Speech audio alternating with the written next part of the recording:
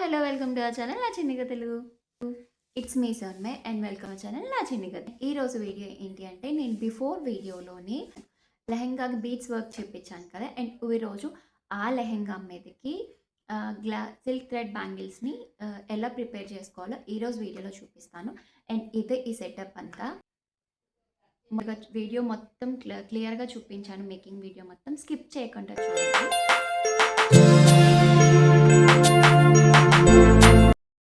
Present ఏ occasion కన్నా దేనికైనా silk thread bangles అందరూ మ్యాక్సిమం ప్రిఫర్ చేస్తున్నారు. అండ్ ఎందుకంటే ఇవి చాలా ట్రెడిషనల్ లుక్ వస్తాయి అండ్ ఎలిగెంట్ లుక్ వస్తుంది. మన డ్రెస్ని ఇవి హైలైట్ చేస్తున్నాయి అన్నమాట. సో అందుకని చాలామంది ఆర్డర్స్ పెట్టుకొని తీసుకుంటున్నారు, బయట తీసుకోవడం ఇలా చేస్తున్నారు.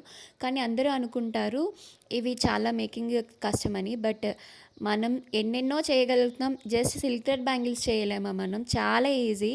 ఈరోజు నేను మీకు మేకింగ్ ఎంత ఈజీనో నేను మీకు ఈ వీడియోలో చూపిస్తాను. అండ్ బిఫోర్ వీడియోలో లెహెంగా చూపించాను కదా, దానికి మ్యాచింగ్ ఈరోజు నేను ప్రిపేర్ చేస్తున్నాను. స్కిప్ చేయకుండా చూడండి, చాలా ఈజీ ప్రాసెస్. మీకు నేను టిప్స్ కూడా చెప్తాను ఎలా ఏంటి అని చెప్పేసి. అండ్ మీరు అనుకోవచ్చు మనకి మెటీరియల్ ఎక్కడ దొరుకుద్ది, ఇదంతా అంత అవసరమా, చక్కగా మీషోలో ఆర్డర్ పెట్టుకోవచ్చు అని. చూడండి, నేను మీకు కొన్ని బ్యాంగిల్స్ చూపిస్తున్నాను కదా, అవి నేను మీషోలో ఆర్డర్ పెట్టినవే.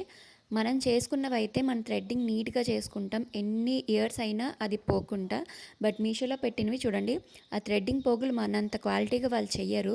అండ్ అంత అమౌంట్ పెట్టి, ఎందుకంటే సిల్క్ థ్రెడ్ బ్యాంగిల్స్ ఏమి తక్కువ కాస్ట్ కాదు, నార్మల్ బ్యాంగిల్స్లా కాదు, చాలా హై కాస్ట్ ఉంటాయి కంపారిటివ్లీ.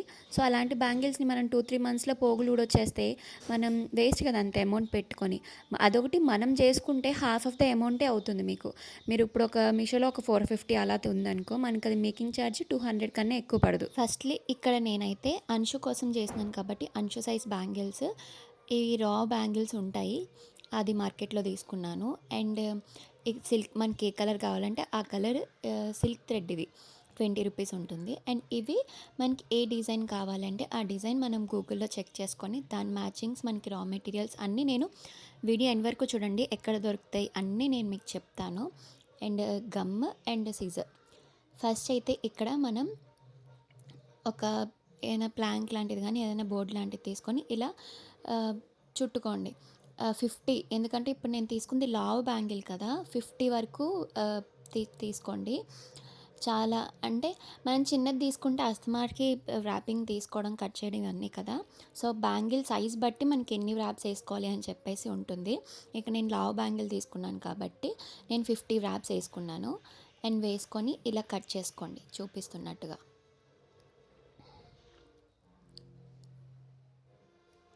అండ్ వీటికి ఇప్పుడు గమ్ వేసుకోండి.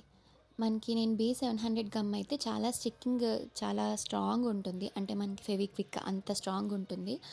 ఒకవేళ మీరు స్టార్టింగ్ ఫస్ట్ నేర్చుకుంటుంటే అయితే 10 రూపీస్ ఫెవిక్రిల్ లాంటిది ఉంటుంది, అది మీరు తీసుకుంటే అది ఈజీ. కాకపోతే అవి స్టిక్ అయినా కొన్నాళ్ళకి ఊడిపోతున్నాయి. బట్ ఈ B700 మాత్రం కొంచెం కష్టం చేయడం, అంటే అది తీగలాగా రావడం వల్ల అలవాటు ఉన్న వాళ్ళకి వస్తుంది. స్టార్టింగ్ అయితే ఫెవిక్రిల్ మనకి శారీస్ మీద అంటించుకుంటాం కదా, దాంతో స్టార్టింగ్ మీరు చేస్తే ఒక 2-3 సెట్స్ చేసిన తర్వాత మీరు చేసేవచ్చు.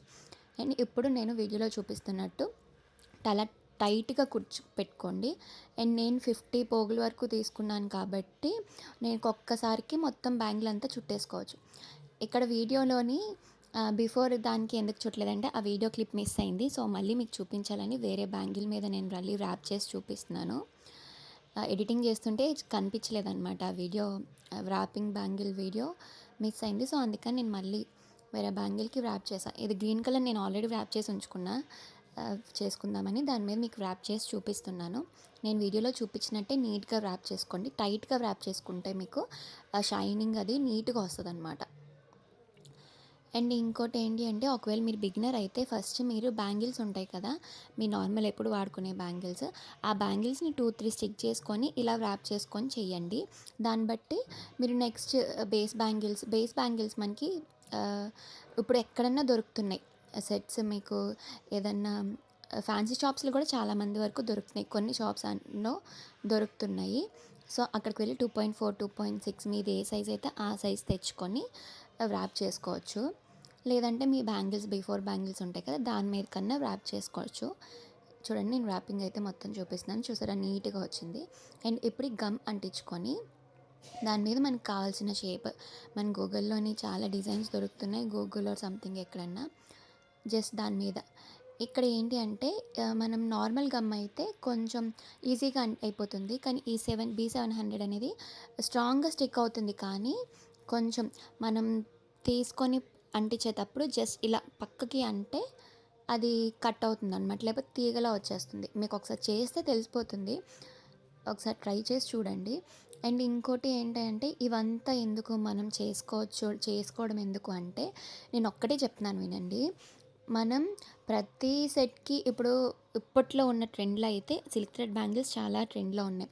మనం ప్రతీదీ ఆర్డర్ పెట్టుకోలేము కదా! అదే మనకి వర్క్ కనుక వచ్చి ఉంటే మనకి అప్పటికప్పుడు డిజైన్‌కప్పుడు ఇప్పుడు మనకు కావాల్సిన డిజైన్ మీషోలో దొరకదు. సో, అది మనం కస్టమైజ్ చేయించుకోవాలి. కస్టమైజేషన్‌కి వెళ్తే అక్కడ థౌజండ్స్‌లో కూడా ఉన్నాయి. ఎందుకంటే బిఫోర్ నేనే చాలా ఆర్డర్స్ చేశాను. సిల్క్ థ్రెడ్ బ్యాంగిల్స్ ఆర్డర్స్ చేసేదాన్ని ఫస్ట్‌లో. బట్ ఇప్పుడైతే మానేశాను. అవి థౌజండ్స్‌లో ఉంటది.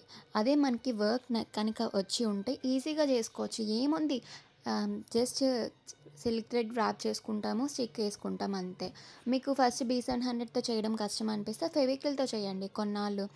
అది చేసిన తర్వాత మీకు అది అలవాటైపోతే అప్పుడు B700తో చేయొచ్చు. నేను చెప్పేది ఏంటి అంటే ఎప్పుడు మనకి వర్క్ ఇదనే కాదు. ఏదన్నా మనం వర్క్ నేర్చుకొని ఉంటే పక్క వాళ్ళ మీద డిపెండ్ అవ్వక్కర్లేదు. అండ్ మనం ఇక్కడ నేర్చుకున్న ఈ వర్క్ అయితే ఉందో మనకి వేరే దాంట్లో కూడా మనకి హెల్ప్ అవుతుంది. కొత్త ఐడియాస్ వస్తాయి. అండ్ ఇంకొకటి మనం చేసుకున్న దాంట్లో ఉన్న ఆ సాటిస్ఫాక్షన్ వేరే దాంట్లో ఎక్కడ రాదు. అండ్ మనం చేసుకున్నదైతే చాలా నీట్‌గా చూసుకుంటాయి. ఇది మాత్రం పక్కా అందరికీ అది వర్క్ అవుతుంది. కొన్న దానికన్నా మనం చేసుకున్న దానికైతే దాని మీద మనకి ఇంటెన్షన్ ఎక్కువగా ఉంటుందన్నమాట. ఇది. సో, అందరికీ చెప్తున్నాను.